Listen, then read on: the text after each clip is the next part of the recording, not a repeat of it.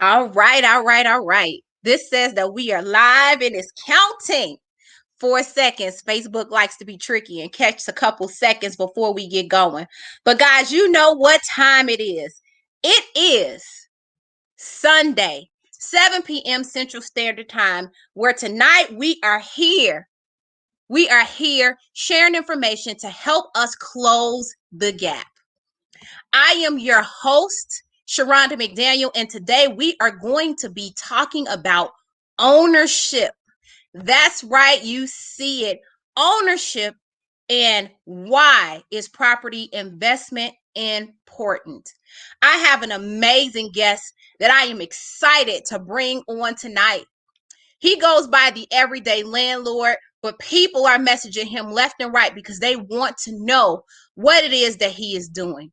Tonight, we're going to talk real and raw about how you can change your life and increase through investment in real estate. I'm excited to have this gentleman on tonight.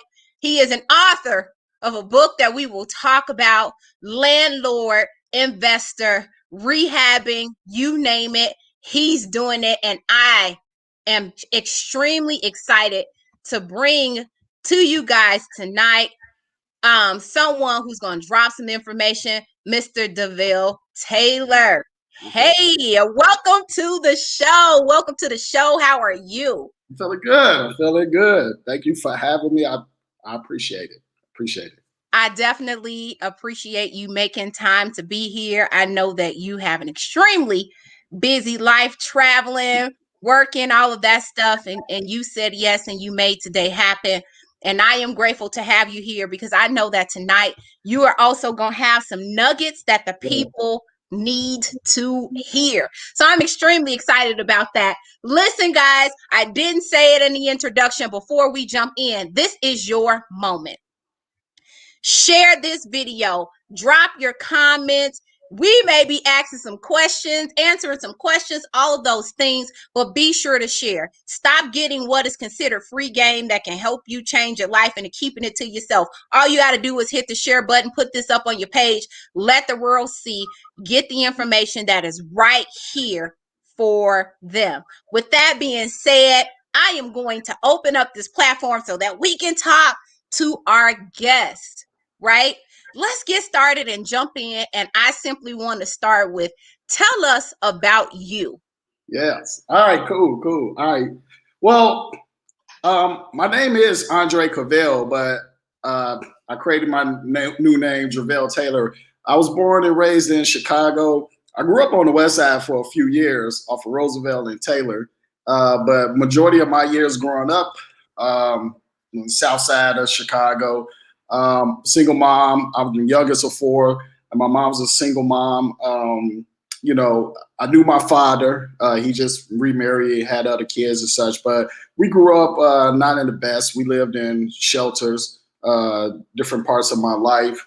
And I just always had this aspiration to one day that I was going to own. I wanted to get into real estate. I think it was when we was in the Salvation Army shelter up on the north side, and it was wintertime, and it was like a hotel room, and my mom I was looking out, I was just so mad. I was so mad, and my mom was like, it's better out there than here. And I told my mom, I'm gonna own so much properties, it's gonna be ridiculous. And she's like, all right, we'll go to school, you can get whatever you want.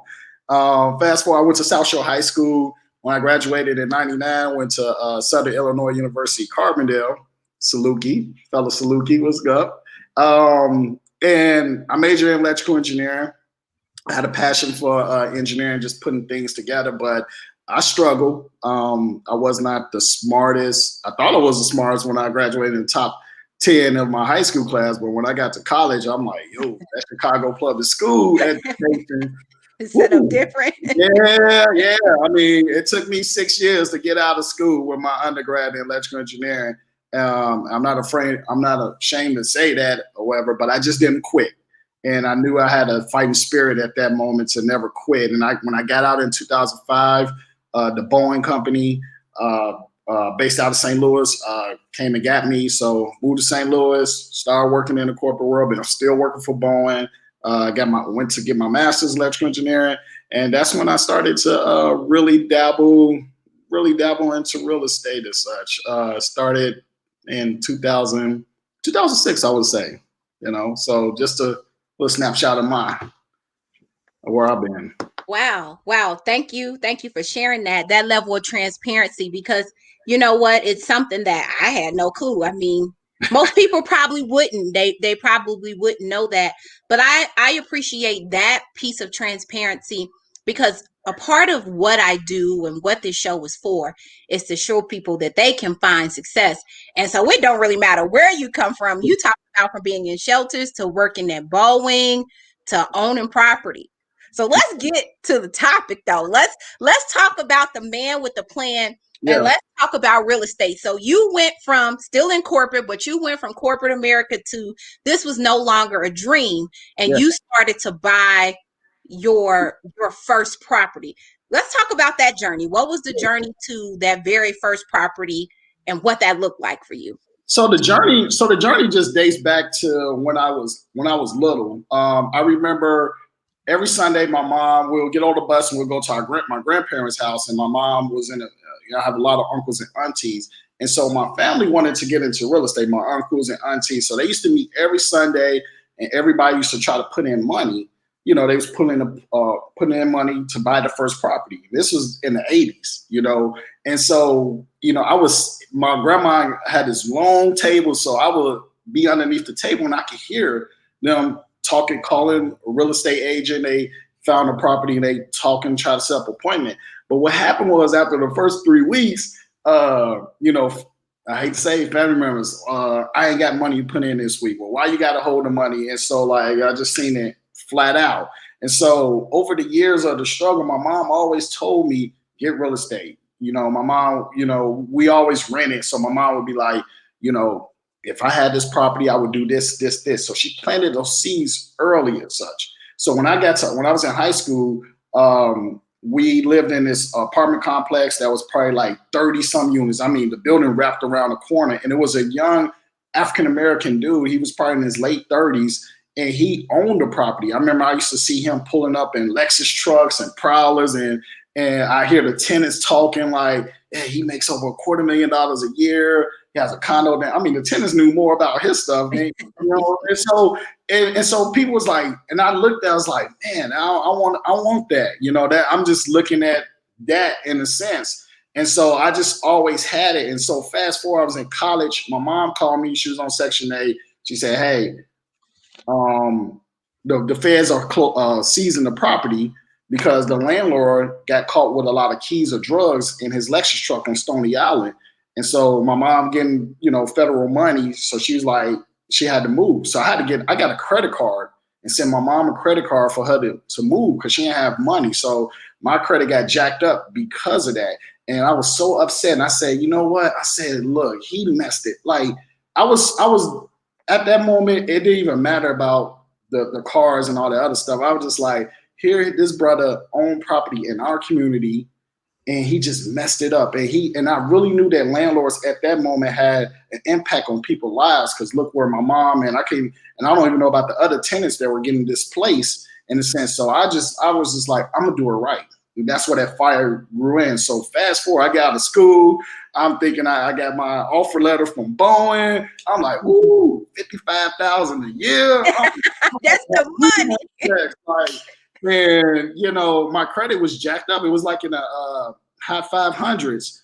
And so it was like, well, they like, you ain't getting no loan. I couldn't even get a car loan. I used to have to hitch a ride to work for like the first 8 months of out of college. Like coworkers would pick me up and drop me off because couldn't even get a car because my credit was just jacked up. And so what happened is that I was going to school for my master's degree. So I was, my boy told me, he said, hey man, Boeing pays for anything for school. So I was like, really? He said, no matter what school we go to, they paying 100%. I said, really? So I knew I want to get into real estate. So I found this tech school that, I could go to at night to learn carpentry.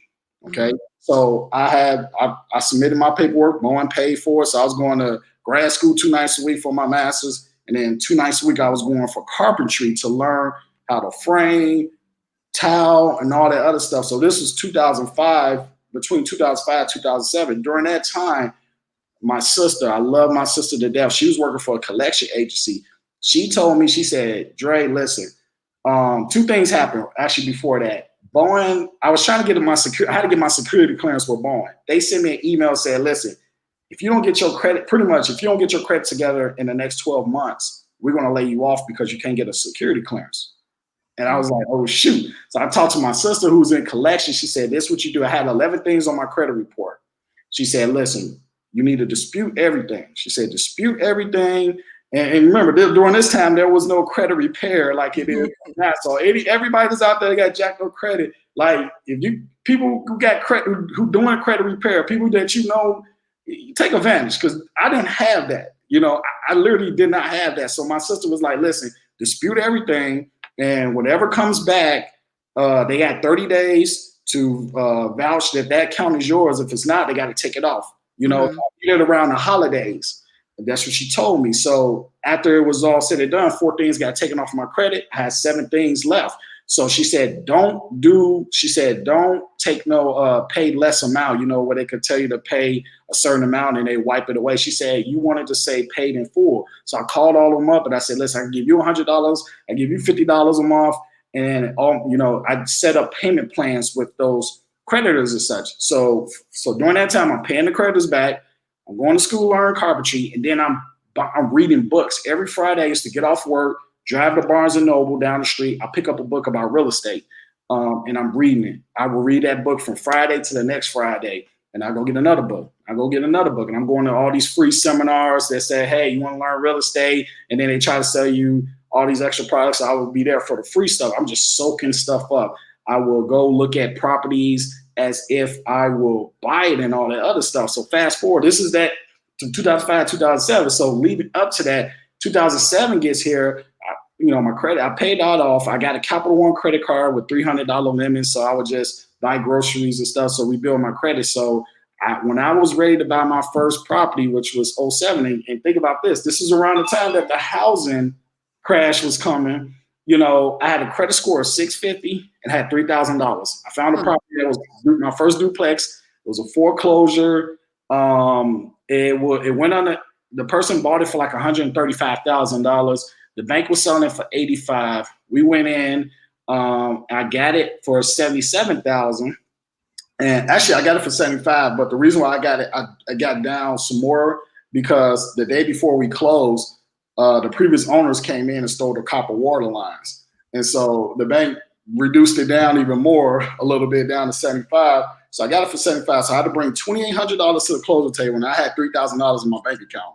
So just imagine you're buying a property, just majority of my money, just had to put down, and I ain't got no water lines in this property. That was my journey. July 2007. That's when I bought my first property, but that was the journey to that. So the very first experience, and I saw you put a post up.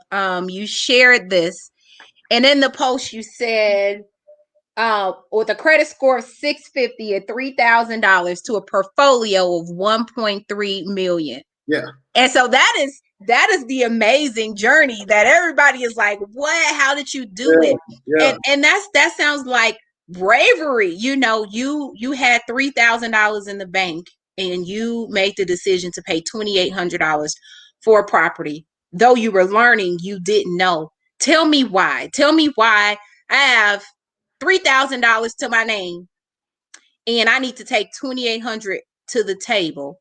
Yeah. Why you said, I'm doing it. You got a building with no water lines. Why did you say you were doing it? It was kind of like, it was like this. You had to act, during my whole journey, you ask yourself, what do you want out of life, right? When I got with Boeing, trust me, Boeing, great company to work for. Like literally, you get in, you're good. Right now, it's not the best because aerospace, because of whole COVID. But when I came into the job, the person who was training me, the engineer that I was following, he'd been retired from the company 3 times, right? So I'm just like, man, like I'm looking like I rushed out of school to get to these 4 walls. So I knew that the lifestyle I wanted was going to come at a cost. and that I needed not to be afraid. And the thing is I wasn't afraid because I lived in the shelter. You know, I know what the bottom felt like. I know I didn't want to go there. So I had to, it was literally, it's like, Dre, you're gonna step out. I don't know how I was gonna do it. You know, but I was just going to step out there and make it happen. And I remember I sat at the close table, here go your money. My real estate agent, she was happy. She just made her $1 million deal already for the year. And I walked into the building like an hour later in my, you know, I had slacks and a button-up shirt on, you know, trying to look professional on the closing table. And I'm like, what did I do? I just started ripping up the carpet. I just started somewhere. That's just the thing. I said, I didn't know how I'm gonna get done, but I'm just gonna get it done. I'm gonna figure it out. And I just started ripping up the carpet and just going from there. But I know what I wanted. So you are $1.3 million in as far as how much is in your portfolio. So that's obviously your very first property, and it had to grow. It had to grow from somewhere. You started there, but you have a book now. I want you to talk about real estate, right? Because you could have made that first purchase. You took that risk and it was obviously successful for you. What were some successes that came along with that first property, and what maybe contributed to the second property, leading us to the point where we're talking about $1.3 million in the portfolio with real estate? That I think the success came from is like, you know, like having a sense of ownership, you know, like having a sense of because when you're growing up, you think like people who own real estate are like super rich. Like you think it appears impossible to do, you know, like it's like I conquered. So my success at that moment was like the confidence boost that it gave me. It gave me the boost like, Dre, you could do this. This is you got it, you know, real fast. You have it. And so that was one of the success from an internal standpoint. Now, externally, in terms of, I mean, the building is worth $250,000 right now. You know, over the years, it has produced me. I mean, that's made me 25. Let's see, I own it since 2007. I've been grossing. I make 25 to 26,000 gross a year off that one building. So just think about that over 2007 to over 13 years. That's how many units in that? So how many units in that first building? Duplex, 3 bedrooms each unit. And the thing is, though, I rented for $1,000 a month. Like St. Louis, cost of living is pretty down. I remember my neighbor across the street, I was renovating. He was like, "Oh, you ain't gonna get $1,000." I was like, "Watch." And I got it. You know, like he just did. You know, he did. "Oh man, you ain't gonna get $1,000." I'm like, "Okay, watch." And so I get $2,000 a month gross. So when I bought it, my mortgage, tax, and insurance on that property was like $546 a month. You know, and so I'm you know, that extra $1,500 gave me a boost on top of what I'm bringing in from my 9 to 5. So life just on that level was just looking a little good because I had a little extra more money in my bank account. And what it did was it just gave me the confidence to just go to like, Dre, if you could do this right here, do it again. And then the following year, I bought property number 2, which was another duplex, 2 bedroom, 1 bath in each unit. And I was able to do that again the following year. So were you because your path, it almost sounds a little aggressive. So were you taking the money that you were making profit, right? Were you taking this and saving it and automatically putting it to the side to say, this is for my next building? You know, how does that look for you? How do we increase from 1 to 2? Yes. And that's the thing. So when I first got started, I used the FHA loan. I used I used a first time home buyer. So they gave me, financed me 97%, 3%, just bring 3% down.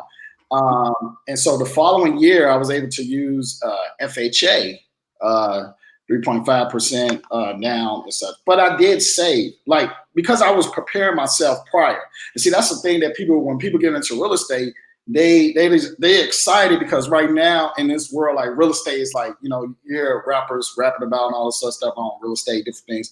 but the education behind it. So I read books and I understood that to scale up, that I was going to have to reinvest. See, a lot of people don't understand. You have to reinvest the money. You bring in money, you got to reinvest it. You got to bring the property needs maintenance, needs upkeep. Then you need to put money to the side, because if you want this big portfolio, you have to build to the next property. So you have to put that money. Like, I'm the last person to get paid. I always tell everybody, my mortgage, tax, insurance get paid first, then the maintenance on the property. Then I put money in the savings account. And then after that, whatever's left over, then I'll take that. That's how I ran. I was like, I'm the last person to get paid. Let me do this. Let me put the money here first. Then I'll take whatever profits. And sometimes there wasn't nothing left. And I was okay with that. I delay it. The thing was, I had to learn how to delay gratification. That was pretty much it. I remember I was sitting on my first when I was renovating the property. It was like it was a month or two after I bought it. It was still summertime, and my buddy, he worked for Boeing. I remember me and him worked on a plan to get ourselves out of debt. And he just bought this brand new Tahoe, decked it out. And I remember he came over to see the property, and we walking through. I'm showing him what I'm about to do, and we sitting down, and he was like, "Man, Dre, look what you bought, look what I bought." And I'm like, "What you talking about?" Like, "Man, you bought," he said, "Bro, you bought a building that's about to pay you. I bought this brand new Tahoe, man." And I was just like, "Dang." And it really resonated with me. But like 2 months later, he sold it. And the thing is, though, like, I still own my property, and my property appreciated a lot more in value as such. So the thing is, though, is that people have to learn delayed gratification to get to 1.3 million. And probably I didn't. If you go outside and look at my car right now, I'm still driving my 2002 Nissan Maxima. Can I go get me a nice Tesla or a Bentley right now? Yes, I can. But that don't make sense, because I'm not just yet. And that's the thing. You have to delay it. So you have to reinvest the profits first. You have to reinvest. You can't. And that's the problem. I met a lot of investors over the years. They be like, "Yeah, I got a property or two." And that's where it stops at. See, the bank looks at you as a true investor when you got 3 or more properties. When you got 3 or more properties, they looking like, "Yo, you're a serious investor," because one, you can manage your portfolio and you can still maintain your lifestyle. A lot of people cannot do that. They can't still maintain a lifestyle and own property, multiple properties and such, if they're not being smart with their money. So that's a telltale sign. A banker told me that. Vice president of the bank told me that. Okay. It sounds like you definitely have done your research. Listen, I don't want to braze over it. You have given us a whole lot of information, but I definitely ought to take a second. You dropped something back there. You had said something in this last question that talked about credit, where people really need to take advantage of getting their credit done, because your whole story, in both questions, you talked about your base and your foundation, starting with your credit. But I believe that journey starts with, I fix my credit, but it then becomes more financially sound, right? You understand that I got these profits, and it's not about running out and spending it, but saving it. And so you continue to save and build this portfolio. So now you've been coined the everyday landlord. So basically, these are properties that you're buying, but you're not flipping and selling. These are properties that you're keeping, holding, adding to your portfolio, and getting rent. And so then you created this book, The Everyday Landlord. Yeah. What brought that about? And what is the Everyday Landlord? Tell me about it. Oh, well, years ago, the name came from actually, the Everyday CEO. Like I say, the Everyday CEO presents the Everyday Landlord. So the Everyday CEO, actually, after I bought my second property, I actually took a break from real estate for damn near 10 years. I was working on a website and mobile app. I was literally going to go be the next Black Mark Zuckerberg, Okay. And so I had a team that, that was helping me with the website. So I had a public relations person. Her name was Sharice. Shout out to Sharice. I don't know if she's listening, but she said, "Dre, you're like the everyday CEO in a sense." She was like, "You're that person that, has that job, 9 to 5, but at 5:01, you're turned from employee to CEO. And you got that drive, and you're doing that and all the other stuff. You represent the everyday people that have those dreams, but go to work every day, but have those dreams. So the everyday landlord just came from that. Like I'm that typical landlord. I have those dreams. I still go to work, but I got my property or whatever, and I go from employee to CEO within a minute. As soon as I clock out my job, I'm CEO. And I'm building my dream in those after hours and such. So the everyday landlord just represents that person who, like I said, want to be that next big real estate guru, but you're doing the right things. You're working late nights. You're the handyman because you can't afford a handyman to come in. You're the one who got to do the repairs yourself, in a sense. You're the one who has integrity and treating your tenants right and providing good quality housing. That's what the everyday landlord just stems from. And the book came from because the journey of landlord is not, again, everybody sees the accolades, like, the lifestyle in a sense, but they don't know the journey. So what would happen is during my years of being a landlord, I would call my buddy, one of my frat bros, and I'd be like, hey, Pratt, shout out to Pratt. He'd be like, I'm like, dude, let me tell you what happened. This tenant here freaking, burnt up the stove. I don't know how the stove is burnt, like literally. Stuff happens, right? Like just crazy stuff or whatever, and I'll tell him all these different stories. He said, dude, you gotta get a YouTube channel. That's where I said, dude, I can't. I said, this stuff is random. I don't predict it. He's like, dude, you need to write a book. And I'm like, nah, dog, English was not. I said, dude, math and science, I can't. Writing a book is just not me. And it's so crazy where I got inspired to write the book. It was actually it was when the movie Straight Outta Compton came out. I went to go see that movie in St. Louis, and I went to go see it with my mom, which was crazy. And we were sitting there, and for some reason, I just got real inspired seeing those brothers do what they did and all that stuff. I said, I'm gonna write this book. So next thing you know, I went to work. I wrote the book in a month, and I let it sit though. I let it sit. And it was just in Google Docs. I was like, I ain't gonna play with shit. And then I was at a professional development event, and I mean, this speaker just said something. I said, you know what, I'm gonna get it out there, and I pushed it out there. And it's more so the everyday loan is just for people just to see everything, see what it's like through. I just want people to see what it's like through my eyes, in a sense, whatever. Because the thing is, people get into it. A lot of people, everybody wants to be an entrepreneur. We hear that a lot. Oh yeah, everybody's fascinated with residual income, or this motto, I'm gonna own the block and all this other stuff, which is fine. But do you really understand? Do you really got the heart to do this? Do you understand everything that revolves around it? What will happen if you're put in this position? I saw something. I posted something on my Facebook book about on my Facebook page the other day about this landlord who place was just destroyed by this tenant. And he's just upset, and people like, oh, I'll go shoot that person and all this other stuff. Really? Would you go shoot? Would you really go shoot? Do you can't bring that mentality. You can't bring that mentality to the landlord. You're not gonna go shoot somebody because somebody messed up your place or whatever. Be real. And so I just think a lot of people just don't understand what we do, what we deal with, but the decisions that have to be made and different things of that nature. So that's where the book came from. It's my stories. You listen. First of all, these things are supposed to be about 45 minutes. Sometimes they run over. You're saying so much, right? I want to talk about the real estate, but the reality is you dropped the nugget. And this nugget was the everyday CEO who still has a job. I get off at 5:00, and at 5:01, I'm building a business for myself. And that is what is missing. Whether there is accolades from owning tons of properties and all of those things, it's people lacking the get off work and I'm tired and I don't want to do it.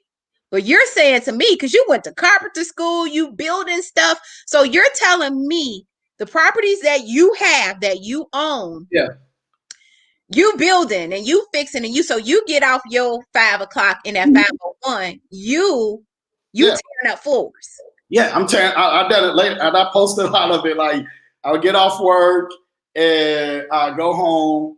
And here's the great thing about how I set this all up, because I own 6 multifamily, and 4 of them are within a quarter block radius from each other, so I can easily get to my properties So, and I did it that way because like I want to be hands on. Some happen I can get to my property that fast. So and I live in one of my units. So I would come home, change, and I would grab my bucket of tools because I didn't have a toolbox at the time, and then I go to work. I'm ripping up floors, and luckily I had some good friends like my friend Donovan who used to live here, who went to carpentry school with me. He would help me, and actually my boy would help me, Maurice.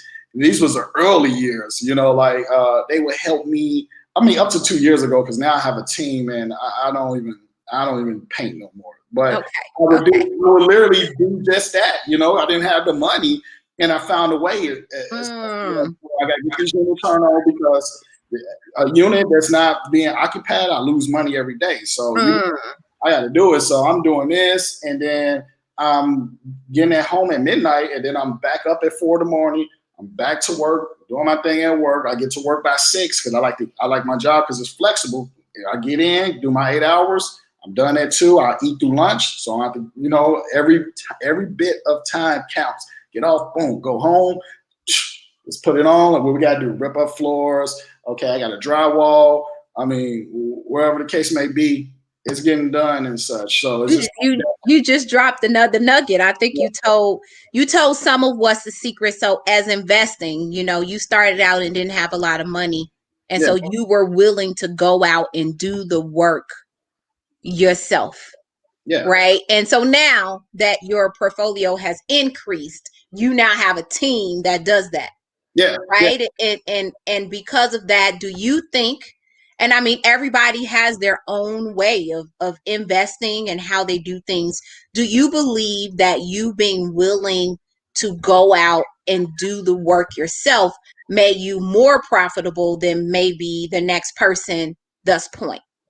I I think that honestly, your time in real estate, time is money, and so in the beginning, me doing the work myself to a certain point, it made me lose money. Because if I'm drywalling and such, whatever, what would take me maybe a week could probably take somebody a professional 2 or 3 days. And so, but the thing is though is that sometimes as a CEO, you got to get your hands dirty to understand your business. You got to understand it. And I think because the thing is, if you got this vision of growing, like you grow to 30 units or 100 units and all this other stuff, like you need to understand how the function of your business work from a top level, from more so from a bottom level to a top level approach, not a top level to a down level, because you ain't gonna know. You want to know. I want to know if I get this invoice in, from this contractor telling me, oh, it's going to cost this amount of money to this. I want to be like, no, I know because I've done this. This ain't gonna take this long or whatever. You ain't about to tell me this. I mean, that's as a landlord, that's what I deal with. As you scale up, and then the contractors know that you got multiple properties. Oh man, they like sharks, man. They price gouging. Yeah, he got that money. Let's add some extra zeros on to that, and you got to be like, hold on. This is not going to take you that long or whatever. So that's you're dealing with tenants. You're dealing with making sure the wrong tenant don't get into your property. Then you're dealing with not to have the wrong contractor come in and price gouge you, or the wrong contractor come in and F anything up. So it's when you scale up, like when I was just a 1 or 2 property type of dude, it was nothing. But then once the portfolio scale up, once I got back in after 10 years, boom, and so the thing is though is that you learn so much. I mean, I went from, my lease was like 2 pages, now it's like 30 pages. And Are you making them sign their lives away to live in your unit? yeah, I want, yes. Listen, what I want to do, we're not out of time, but we're definitely approaching it. I want to talk about, I love the title of the book, The Everyday Landlord, The Everyday CEO, and there are still components or things about you that people don't know.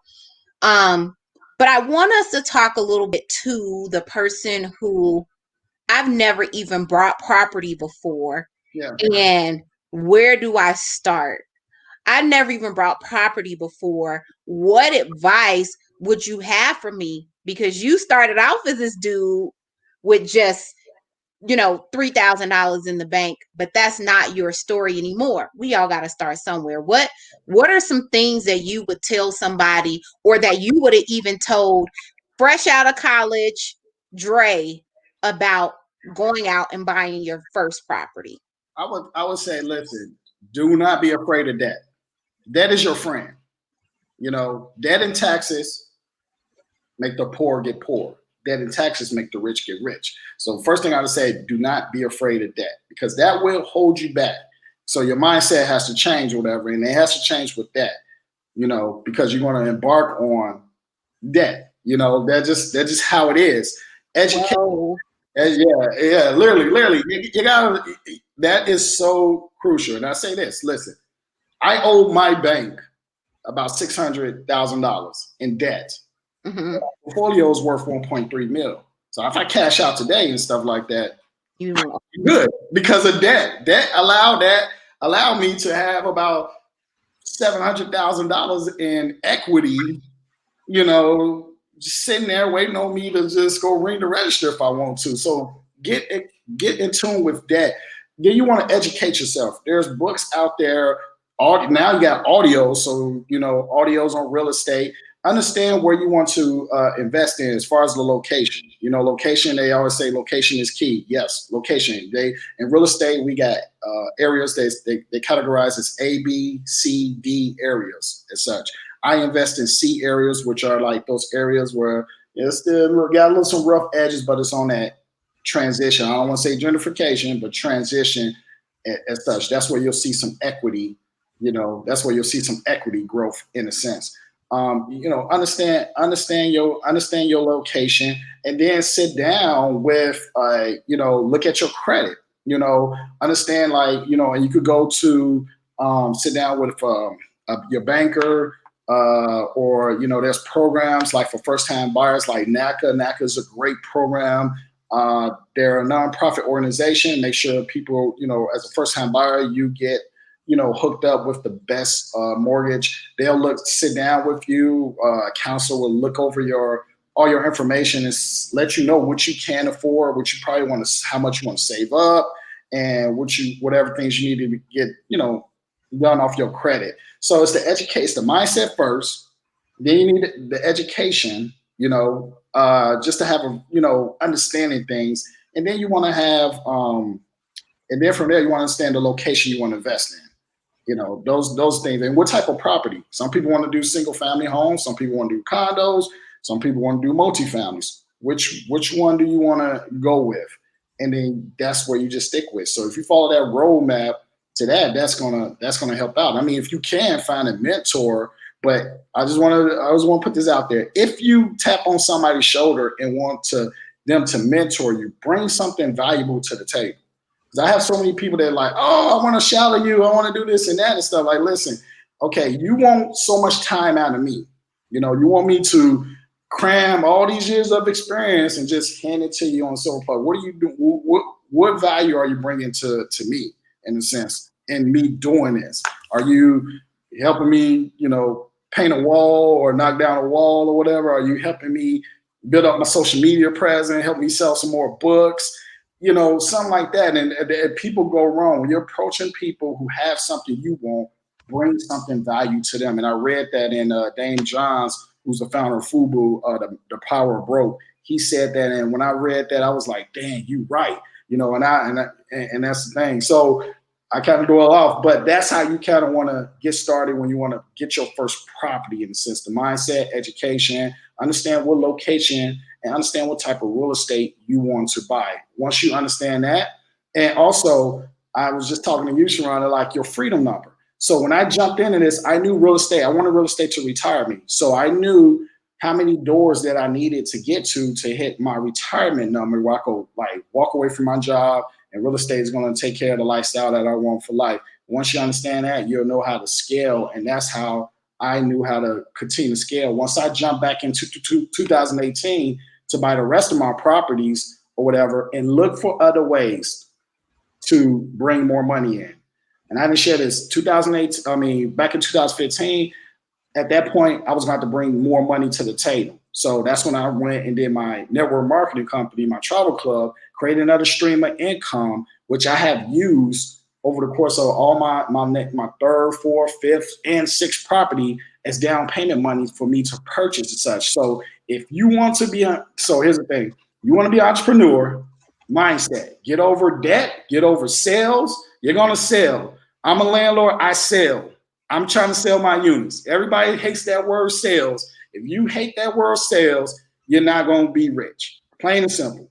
Everything is sales. I don't care what it is. So if you are scared of sales, get over it. Plain and simple. If not, then stay broke.